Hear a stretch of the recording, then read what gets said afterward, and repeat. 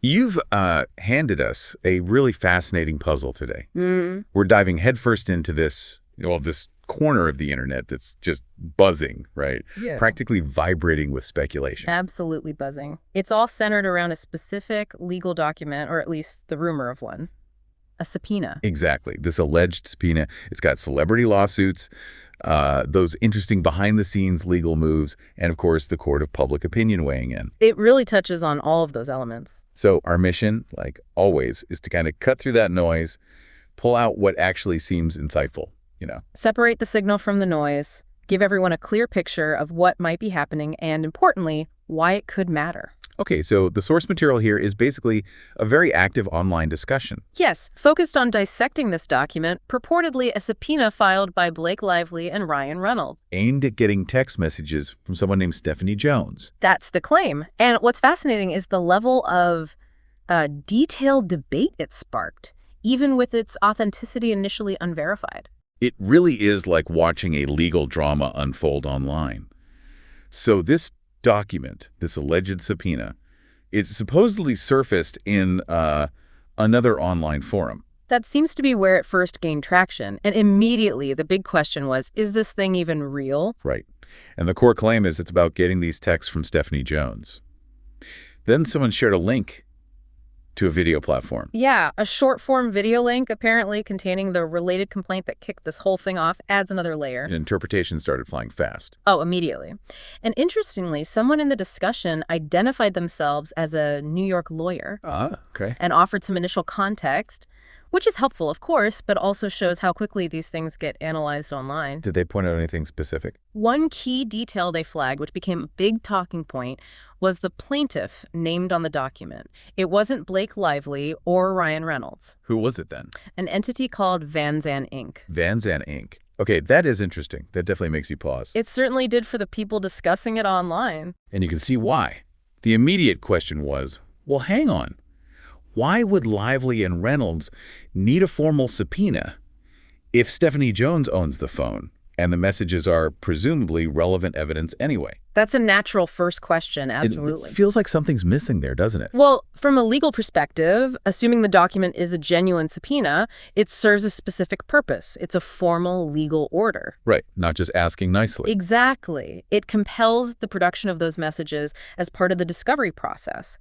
Even if she owns the phone, the subpoena makes it a legal obligation, removing any ambiguity about voluntary cooperation. Okay, that makes sense. It formalizes the request. Precisely. And then there was talk about whether Jones should have or needed to tell another company, Wayfarer, about this subpoena. Yes, that procedural question came up. It delves into the specifics of legal obligations between parties and third parties.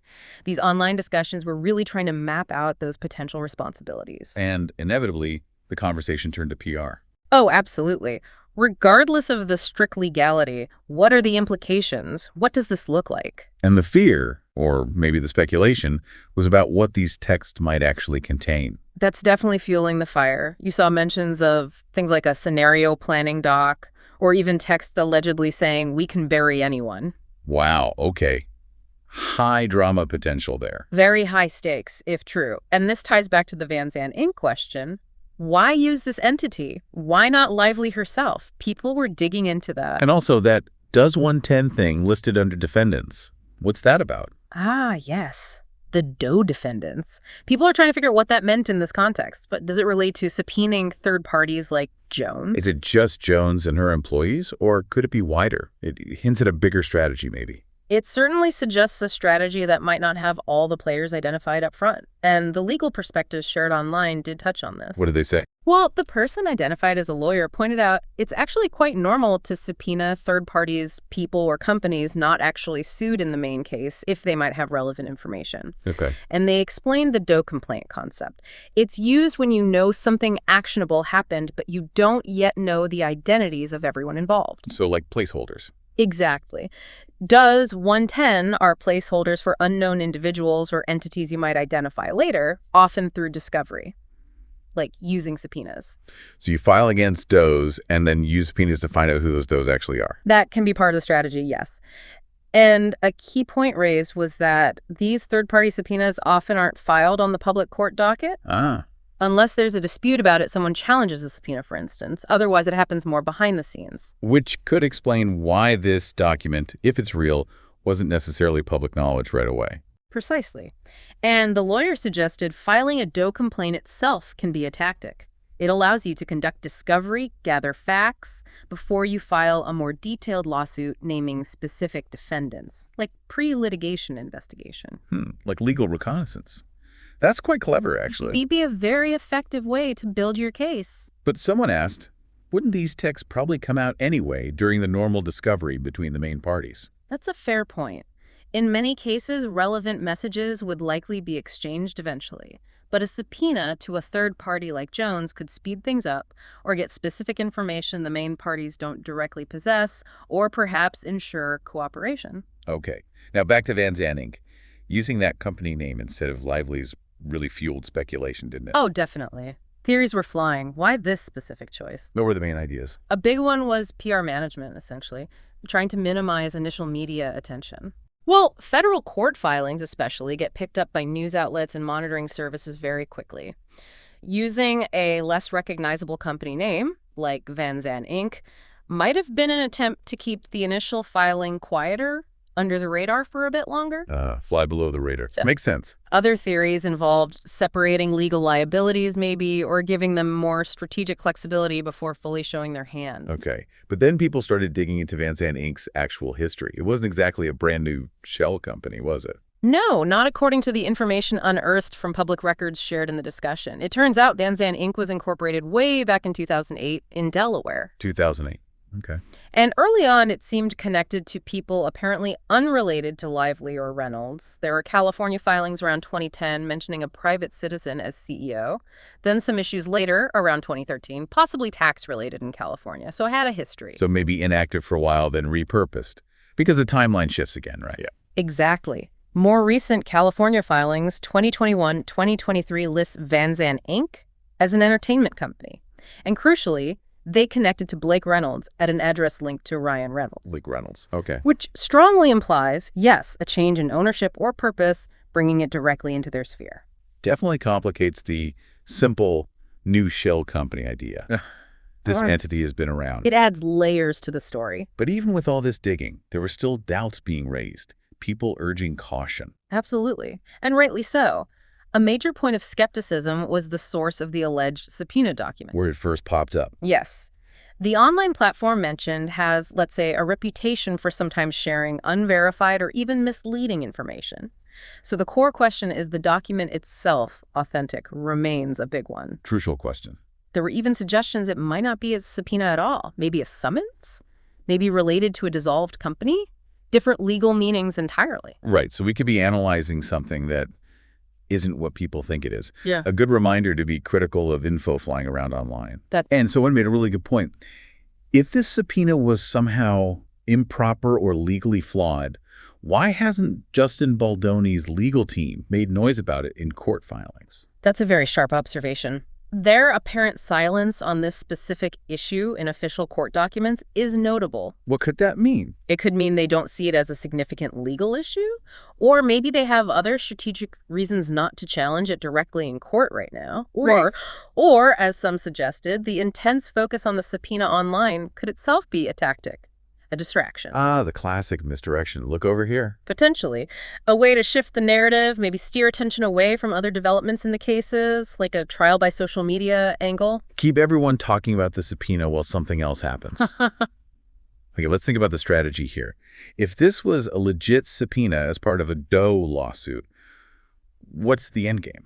Well, combining a Doe complaint with third-party subpoenas is, as we discussed, a way to gather intelligence. When you suspect something's up but need the details. Exactly. You might suspect, say, a coordinated effort against you, but you need concrete evidence, like text messages, to identify who was involved and what exactly they did before you can file a more specific lawsuit against named individuals. So Lively and Reynolds might have thought something was going on, but needed the text to confirm it and build their case.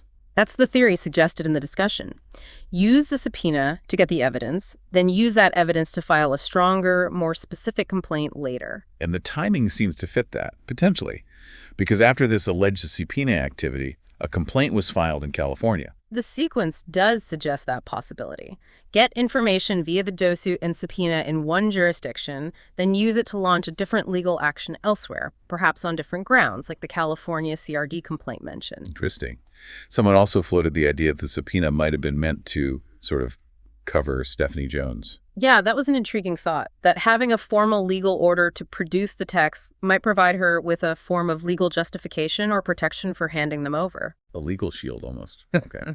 But what about the distraction theory? If this is meant to distract, what might it be distracting from? Several ideas came up, maybe deflecting from potentially bad news for Baldoni or Wayfarer and their other legal fights, like claims being dismissed. Bloggable. The timing was also noted. This focus on the subpoena seemed to bubble up around the same time Blake Lively was getting positive press, a movie premiere, the Time 100 list. So maybe it was retaliatory PR, trying to muddy the waters during her positive news cycle. That was certainly speculated upon. It adds another layer of potential strategic maneuvering, this time in the public perception arena. It's just a tangled web, isn't it? Legal moves, PR battles, online speculation, all feeding each other. It truly is. And the online commentary itself plays such a huge role. Which brings its own set of issues, right? Absolutely. There's a real danger when you have non-lawyers or even lawyers not familiar with the specific rules of that court in New York procedure, in this case, giving very definitive sounding opinions online. Yes, suddenly everyone's an expert. It can easily lead to misunderstandings or the spread of just plain wrong information. People can get a skewed view of what's actually significant legally. And some commentators might have their own biases, pushing a particular narrative. That's always a risk online. It really highlights how important it is to be critical, to check credentials where possible, and understand that online buzz doesn't always equal legal reality. A big following doesn't make someone a reliable legal source. So as we wrap up this deep dive into all the chatter around this alleged subpoena, what are the main takeaways for our listeners? I think it really shines a light on how complex modern litigation gets, especially with celebrities and the speed of social media. We've seen how one document, even an unverified one, can just explode online. Yeah. And we've learned that things like Doe lawsuits and third-party subpoenas, while maybe sounding obscure, are actual legal tools used for specific strategic reasons, like gathering information. And the Vanzan Inc. part adds that extra layer of, well, planned strategy, perhaps. Things aren't always what they seem on the surface. Exactly. It suggests careful maneuvering behind the scenes. But it does leave us with questions hanging, doesn't it? For sure. Was that document really the subpoena? What information, if any, did it actually produce? And ultimately, how does any of this affect the bigger legal picture? It really underscores the need for critical thinking when you see legal stuff discussed online. You have to separate the legal strategy from the PR spin. Which brings us to a final thought to leave with everyone. Consider how the discussion itself, the whole online narrative around this subpoena, might shape perceptions. Regardless of its actual legal weight. Precisely. In this age of instant information, instant opinion, is a story about the case sometimes just as powerful, maybe even more so, than the legal arguments happening inside the courtroom? Something to definitely chew on.